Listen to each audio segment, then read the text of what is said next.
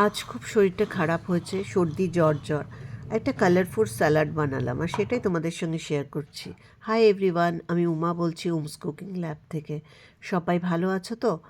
Olive oil দিয়েছি প্যানের মধ্যে, আর তাতে কাঁচা লঙ্কা, পেঁয়াজ একটু বড় বড় করে কাটা, ডাইস করে কেটেছি, আর ক্যাপসিকাম।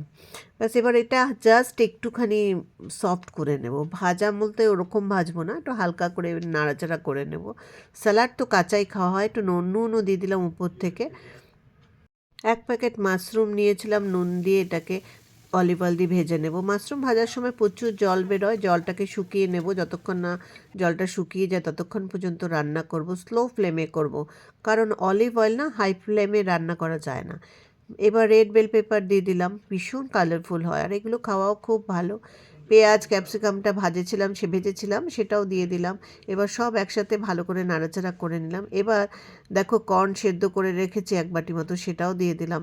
আর এত কালারফুল লাগে না, এটার মধ্যে না হাফ চামচ আদা রসুন বাটা দিলাম, তাতে গন্ধটা একটু ভালো লাগবে। আর গোলমরিচের গুঁড়ো দিলাম, আর দুটো তিনটে সস দেবো, সেটাই তোমাদের বলছি।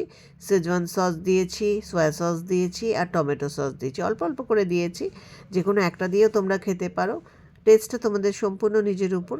তবে সয়া সস দেবে, অরিগ্যানো দেবে, বা মিক্সড হার্ব থাকলে সেটাও দিয়ে দেবে। ব্যাস, একদম এক বাটি গরম গরম স্যালাড নিয়ে বসে যাও, শীতকালে দারুণ ডিনার হয়ে যাবে। আমি এই ফটোটা কদিন আগে পোস্ট করেছিলাম, আমার ফেসবুকের অনেক বন্ধুরা রেসিপিটা চেয়েছিলে যে স্যালাডটা কীভাবে বানিয়েছো তার রেসিপি দাও।